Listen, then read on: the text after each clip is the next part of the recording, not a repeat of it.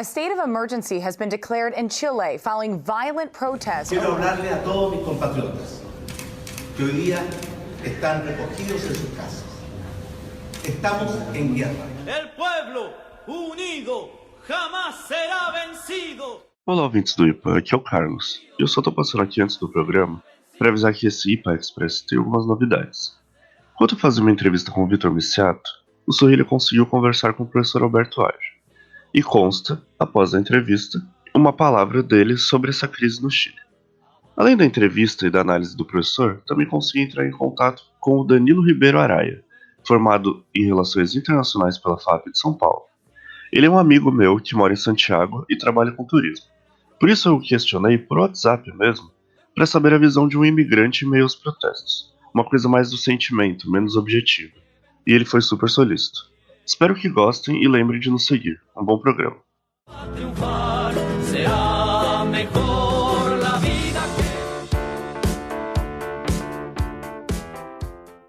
Olá novamente, ouvintes do IPAcast. A América Latina não para, a gente também não. Dessa vez é o Chile. Estamos aqui com um conhecido nosso, integrante do grupo, e também conhecido de vocês. Ele fez parte do podcast sobre o pensamento de esquerda na América Latina. Eu tô aqui com o Vitor. Olá, Vitor. Olá, Carlos. Boa noite a todos os ouvintes. Mais uma vez é um prazer muito grande estar participando aqui do IPAcast. O prazer é nosso também. Apesar de ser um prazer estar falando novamente com você, a gente tem um probleminha aí, né? O Chile, assim como o Equador, declarou estado de emergência. Fatores diferentes, mas algo que é aparentemente grave, inclusive pelo número de mortes, parece estar acontecendo lá. Você consegue explicar pra gente, mais ou menos, o que está acontecendo lá pelo Chile? Sim. O que está acontecendo é que o estopim, né, como todo mundo deve saber, foi por conta do aumento da passagem do metrô. Uhum. E como muitos analistas vêm falando, né, traz consigo uma profundidade de problemas decorrentes de alguns elementos que nós podemos colocar aqui brevemente.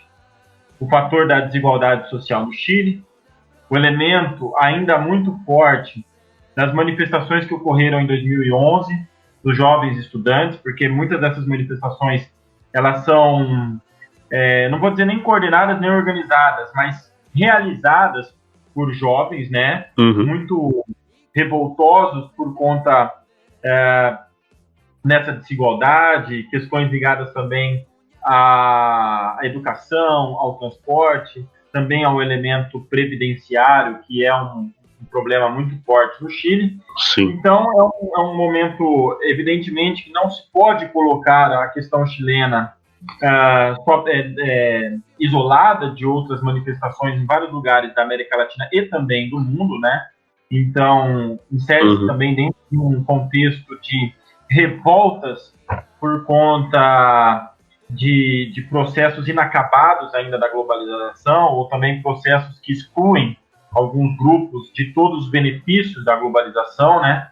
E também essa manifestação ela ocorre por conta de uma crítica ao atual governo e por conta também ainda de uma fratura na sociedade chilena, que é a relação entre uma sociedade democrática com uma constituição elaborada num regime ditatorial.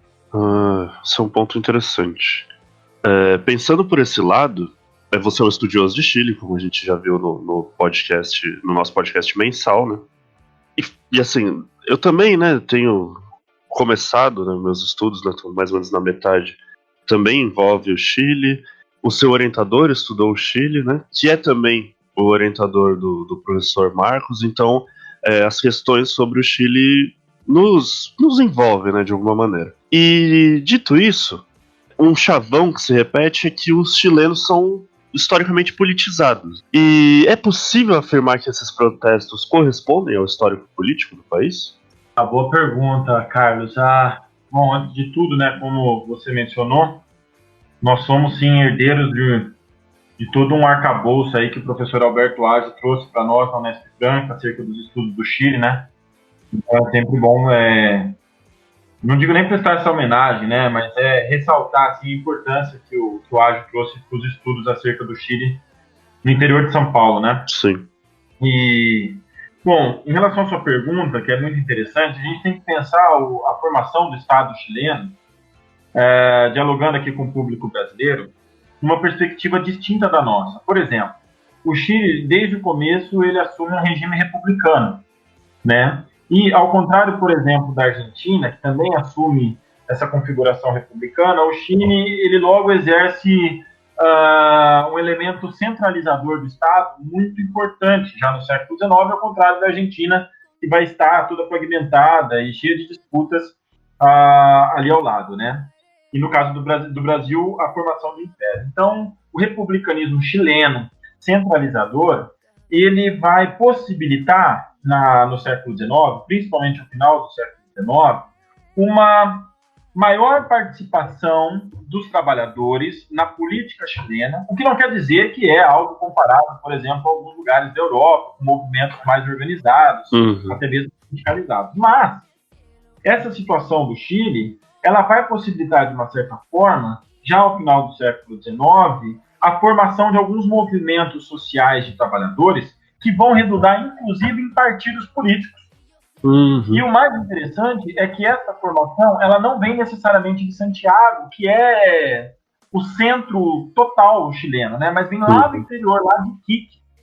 Então, surge já no Chile, ao final do século XIX, movimentos sociais que vão redundar até mesmo na criação de partidos políticos, como vai ser aquilo que nós já falamos no podcast anterior, a formação do Partido Obreiro Socialista, já em 1912, ou seja, antes da Revolução Russa, 5 anos antes da Revolução Russa.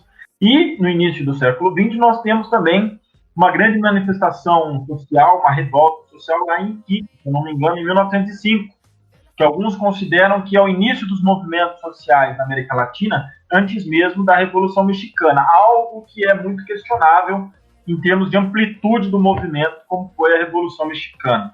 Então, a partir disso, você tem sim, eu não vou dizer um chavão, mas de uma certa forma, uma especificidade do movimento dos trabalhadores chilenos, em detrimento a outros lugares da América Latina. Não quer dizer que seja uma sociedade mais politizada, porque em todos os lugares nós temos movimentos sociais atuantes. Inclusive, muitos intelectuais chilenos criticam essa ideia de uma perspectiva mais politizada da sociedade chilena. Mas nós, não estando lá e fazendo o exercício da comparação, podemos constatar que sim, de fato, há uma organização do movimento dos trabalhadores mais elaborada já ao final do século XIX, coisa que aqui no Brasil, por exemplo, vai se dar mais lá para 1917, 1919, com a organização dos trabalhadores das greves de 17 e 19, né? Enquanto que no Chile, já ao final do século XIX, nós temos essa organização.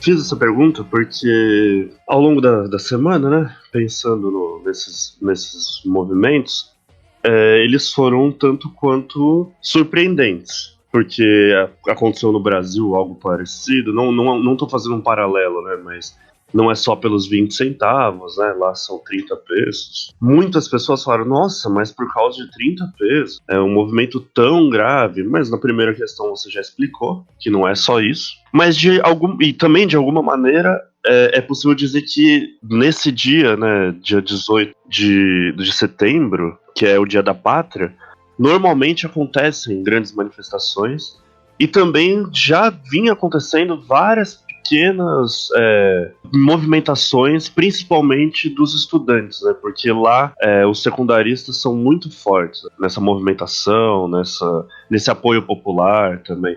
Então, a minha pergunta final, minha ideia final, né? Que eu queria que você comentasse. Beleza, o Chile é um país politizado, ao nosso ver, né? Ao nosso modelo de comparação, mas há uma atitude exagerada? Dá pra dizer isso? Foi surpreendente ou você acha que não? Como algo comum, algo corriqueiro? Exageros ocorreram de todas as partes, né? É claro, evidentemente, assim, que a ação do Estado ela foi equivocada em vários sentidos, né? A partir do momento em que você tem um número de mortos relativamente considerável ao todo, até onde eu vi, eram 17 mortos.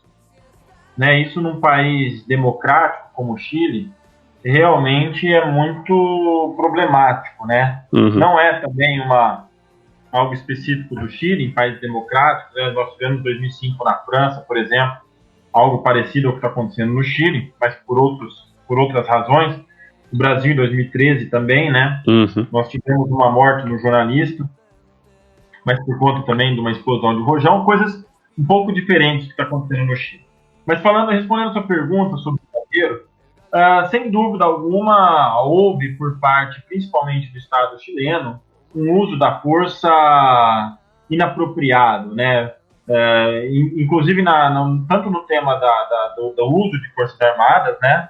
Quanto na questão do próprio discurso, né? Da questão de tratar o tema como uma guerra, né? Como o presidente Pinheira colocou. É que esse uso, desculpa te interromper, é que esse uso das Forças Armadas, sempre quando isso acontece, principalmente no nosso continente, e vindo do Chile, que tem essa tradição dos carabineiros e tudo mais, é um pouco preocupante, né? Porque é sempre uma coisa, essa ideia da ditadura latente também, né? E por outro lado também eu acredito que não devemos ir também para essa associação tão rápida com o autoritarismo latino-americano, porque senão nós acabamos jogando tudo na mesma água, no mesmo balde, e a gente acaba de um lado ou de outro criando chavões, aí sim chavões que ficam, a América Latina é autoritária, o autoritarismo Pinheira e Pinochet. Não é por esse caminho, né? Porque há um elemento constitucional aí presente, há um elemento também de tentativa de controle da ordem dentro de uma democracia. Agora, questionar esse controle é fundamental, porque foi inapropriado, foi exagerado, foi violento, e isso causa, sim, uma convulsão social muito grande. Por outro lado, nós temos ali também no movimento estudantil chileno várias facetas, né? Como historicamente o Chile se comporta. É importante nós buscarmos na história. Os movimentos sociais chilenos, nós sempre tivemos elementos muito caracterizados pelo institucionalismo, ao mesmo tempo em que nós tivemos sempre um movimento que tangenciou o institucionalismo. Então nós tivemos, ao longo da história chilena, basta ver a situação do Allende, que tinha uma força institucional importante da esquerda, mas ao mesmo tempo tinha que conviver com movimentos guerrilheiros que o apoiavam, mas ao mesmo tempo o pressionava. Então, nós temos no Chile, sim, de ambos os lados, tanto a questão do Estado quanto na questão dos movimentos sociais, uma minoria, mas uma minoria significativa, radicalizada, e também podemos dizer violenta, né? Não vou dizer autoritária, mas violenta. Então, sem dúvida alguma, nós tivemos exageros. É claro que, evidentemente, o papel do Estado deveria ser outro, mas isso não deve ser pensado como um problema da democracia, né? Mas um problema na democracia, que são coisas diferentes. É importante, porque daí a gente abre para a seguinte questão. A partir disso, né? Não sei se você faria essa questão para mim, a partir disso, como pensar ou como solucionar esse problema? Talvez qual a raiz desse problema, né? Que aí já é uma outra questão.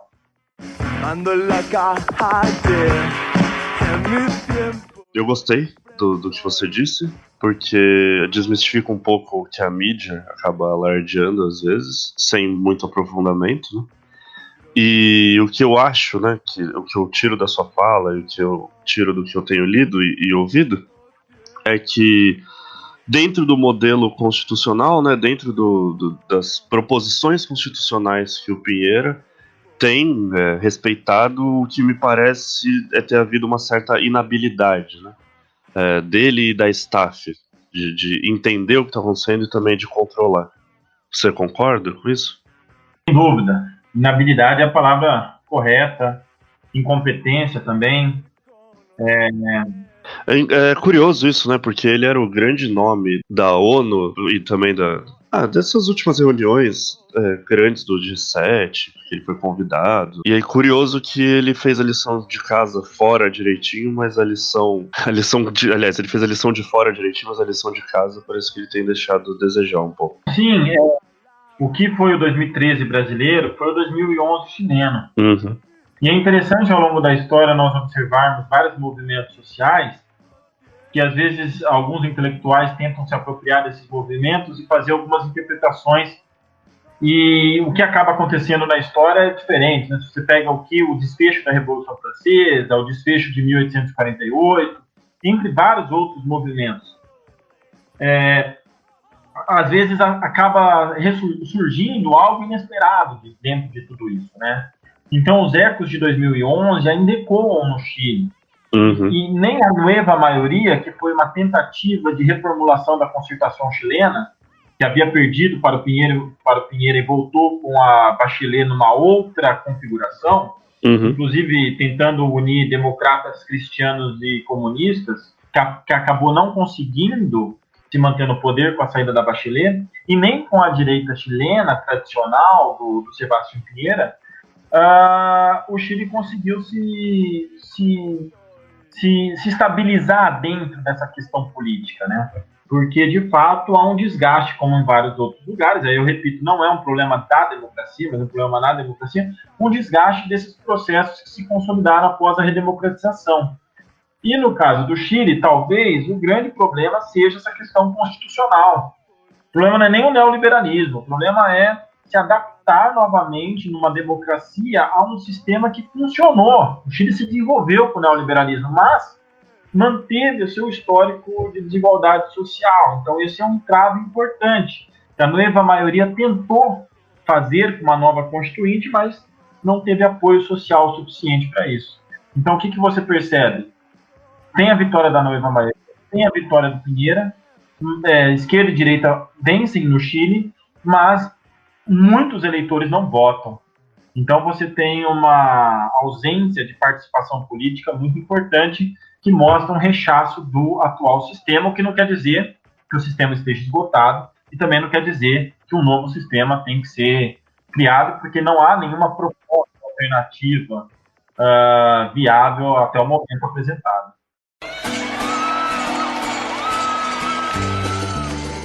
Como sempre, aparecem duas narrativas, né?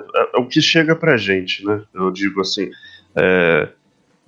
da nossa timeline, digamos assim, né? Não é nem exatamente da nossa mídia, mas como a gente tem pouca relação, principalmente por causa dessa barreira linguística com os países que nos circundam, sempre aparece geralmente duas narrativas, principalmente porque o nosso país está cindido em dois, né? Então hoje a gente consegue ver uma que defende os protestos como as grandes insurreições que vão instaurar esse projeto que você acabou de falar que não existe no Chile, né, uma coisa que seria o oposto de tudo que está acontecendo nesse sistema econômico atual. E um outro lado, que é um pouco delirante, que acusa o Foro de São Paulo de estar por trás desses protestos, por isso que eles são tão exagerados, porque na verdade esse é um aumento irrisório e tal. Alguma dessas narrativas você acha que condiz com a verdade, ou tem elementos de verdade, ou você vê alguma outra via? Não, nenhuma. Vamos pela primeira, né? Não se trata da derrocada do sistema democrático mundial ou da democracia liberal como um sistema útil, né, de convívio entre a sociedade, né? Não como alguns intelectuais americanos, com a vitória do Trump, procuraram colocar a democracia em risco, né, uma vitória do populismo. Isso tudo não se mostra firme, esse terreno. Basta ver, por exemplo, que a Hungria já está tendo uma mudança de perspectiva, a Polônia, então cidades dessas regiões, das grandes cidades, estão tomando um outro posicionamento político.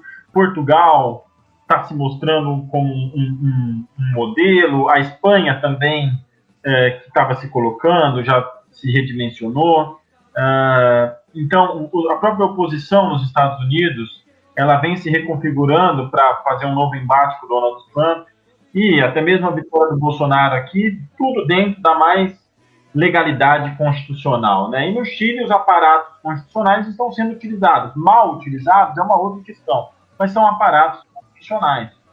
Então, você não tem aqui... As pessoas elas fazem uma análise muito voluntarista, inclusive intelectuais com renome, costumam fazer análises muito voluntaristas e eu acredito que trazem consigo análises também muito teleológicas, uma certa fé de que a democracia burguesa ela já não funciona mais. Isso está extremamente ultrapassado, né? E é muito ruim porque a gente deixa de aprofundar análises que poderiam ser mais proveitosas para todos, né? E do outro lado, em relação à questão do Fórum de São Paulo, isso cheira ao ridículo, né? Cheira ao ridículo, mas isso é culpa também da nossa, como diz eu não concordo tanto com ele de que isso é ruim, o Vargas Llosa, né? Quando ele critica essa ampliação da opinião, o próprio Humberto Eco também faz críticas em relação a isso, mas é o mal-estar da nossa democracia, todo mundo tem o direito de falar e de se expressar, e isso é importantíssimo.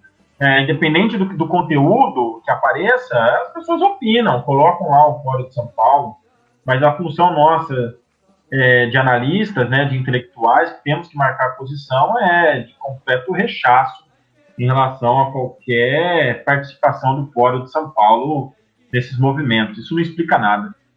Eu concordo com você que esse é o nosso papel. Eu acho que é importante, inclusive, um podcast curto, igual esse que a gente propõe, trazer uma opinião intelectual. Eu acho que esse é um movimento de resistência que às vezes pode ser interpretado como,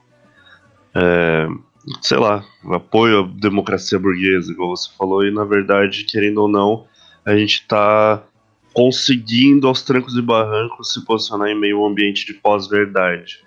E quanto a isso, quanto à pós-verdade, eu digo que é esse ambiente onde as pessoas, não é que se tem mais fake news, mas as pessoas apoiam mais a fake news porque ela quer acreditar em algo que ela está predisposta, né? Tanto dos dois lados, né? Tanto a análise voluntarista, às vezes até do meio acadêmico também, quanto a esses analistas de WhatsApp ou da era da informação. Também. Eu acho que tem um pouco a ver com esse ambiente da pós-verdade, assim. Não sei se é exatamente do conceito de pós-verdade, mas as pessoas estão clamando um pouco, assim, para que o intelectual volte a ser intelectual de verdade, né? Me responde aí minha demanda, né? Vamos parar de viajar um pouco e vamos tocar o dedo nessas feridas. Enfim, eu concordo com o que você disse.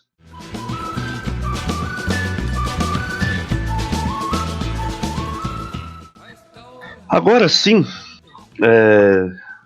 encaminhando para esse momento de opinião, assim, de previsão, que nenhum intelectual gosta, mas que às vezes é necessário, o presidente Pinheira recuou, como você disse, hoje confirmou 17ª morte.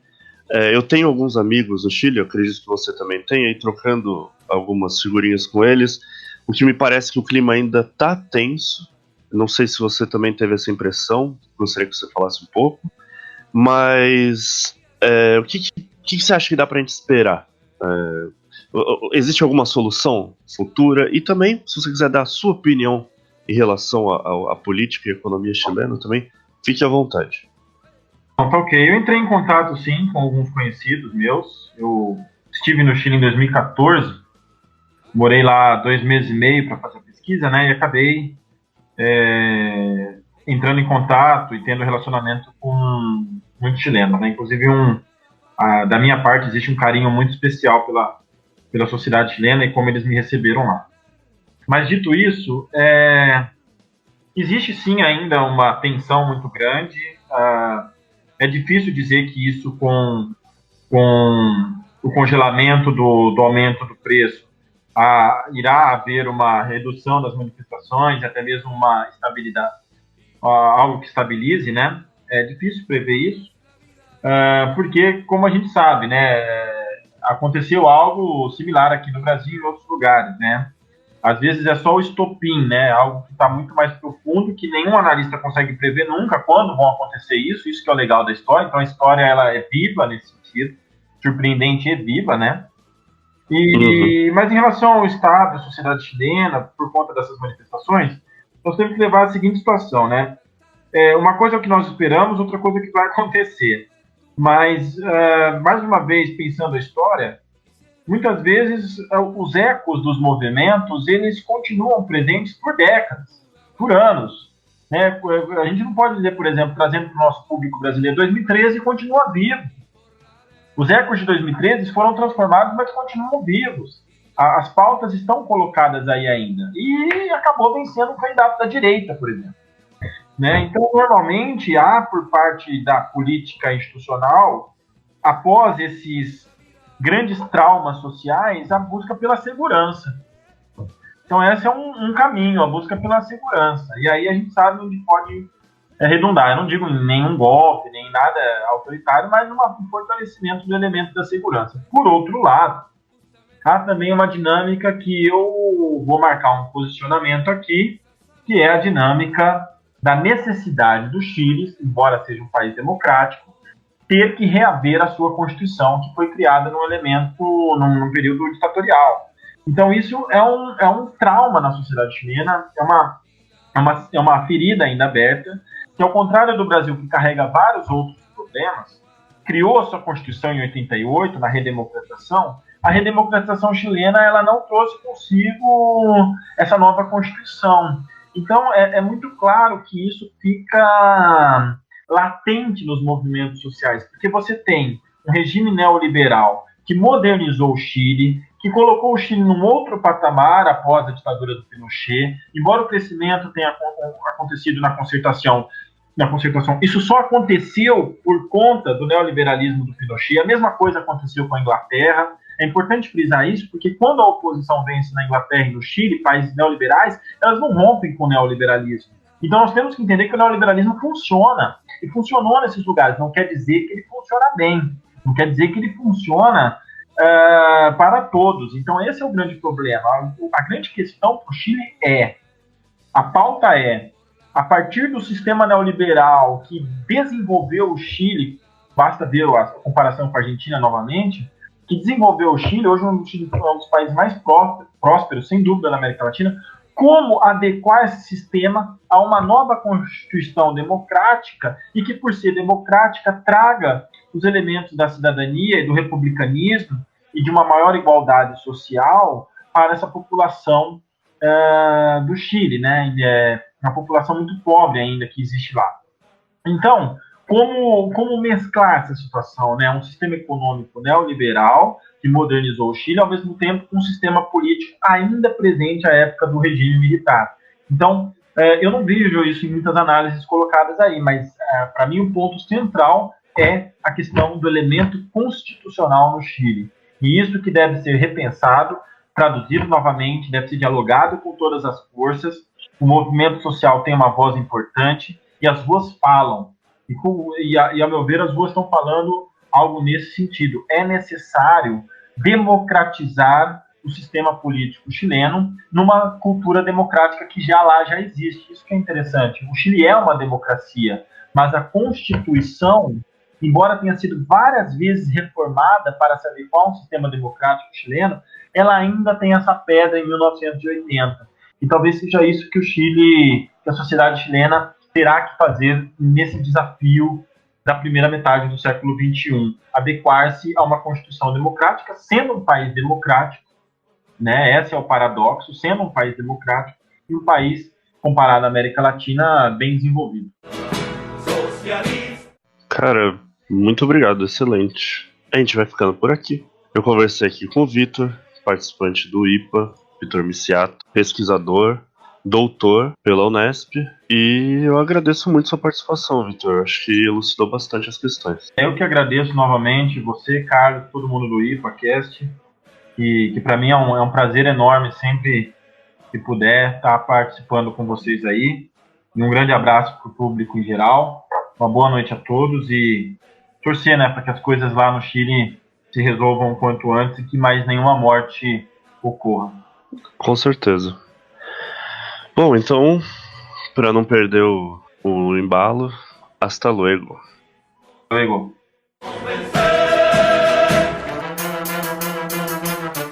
Ágil, tudo bem? Tem acompanhado a movimentação no Chile? Eu não sei, olhando aqui de fora, parece que a reação da população é um pouco desproporcional quando a gente olha pelo ponto de vista socioeconômico. Alguns falam que o governo não soube negociar e acender um barril de pólvora, mas mesmo assim, parece que os 20 centavos de lá doem um pouco mais no bolso do que os 20 centavos daqui. Mas é estranho, porque quando a gente compara a renda per capita, lá é quase o dobro do Brasil, o salário mínimo é 20% maior do que aqui, o ganho de poder de compra da população subiu 50% na última década, e até mesmo o último gargalo social, que era a Previdência, parece ter encontrado um termo com a criação do tal pilar social. Enfim, do ponto de vista socioeconômico, eu não consigo entender o tamanho dessa revolta. O que eu estou perdendo nessa análise? Joga uma luz pra gente.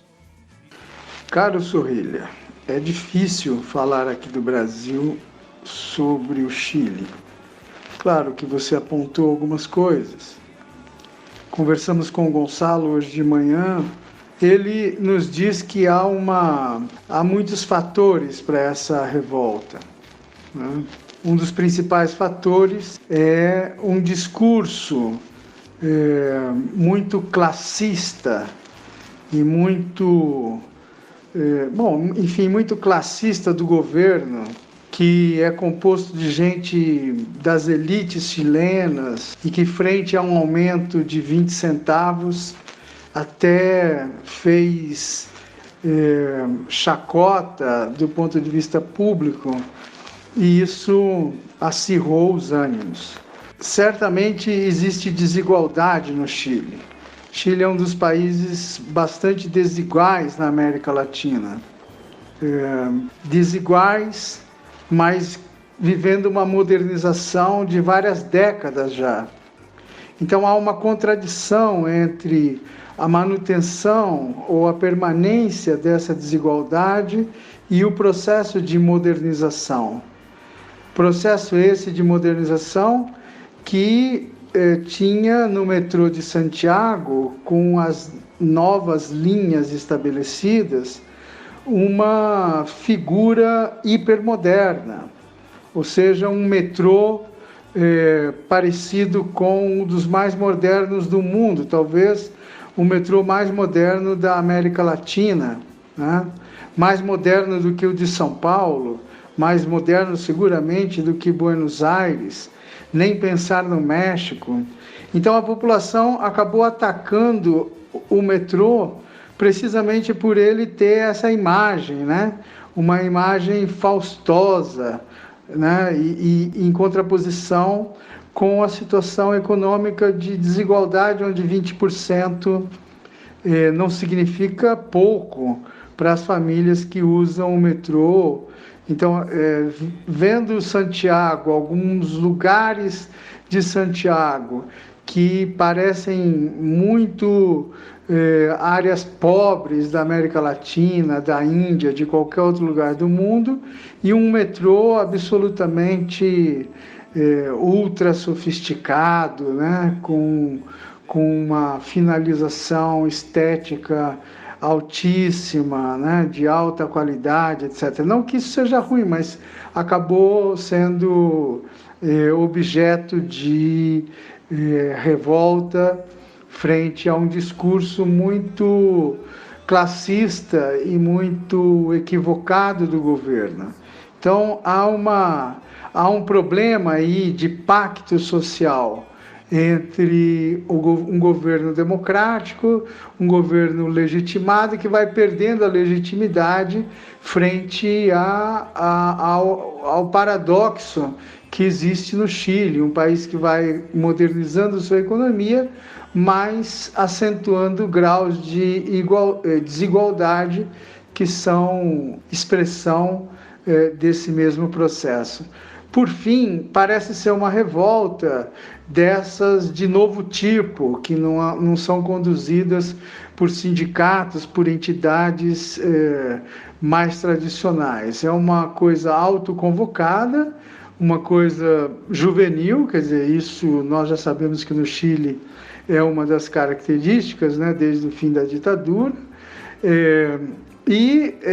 meio que irrefreável, ingovernável e com muita rede funcionando no país inteiro, supõe-se mais ou menos em torno de 10 mil pessoas treinadas e preparadas para esses atos de violência que são comuns na sociedade chilena, vide todos os anos o que acontece na lembrança do 11 de setembro, e esse ano foi próximo, né, frente ao Dia da Pátria, que é 18 de setembro, aconteceu tudo isso diante de um governo, digamos assim, no mínimo descuidado com o tipo de sociedade que ele representa, não é? Há uma incógnita no ar, né? O governo vai ter que reconstruir em torno de 70%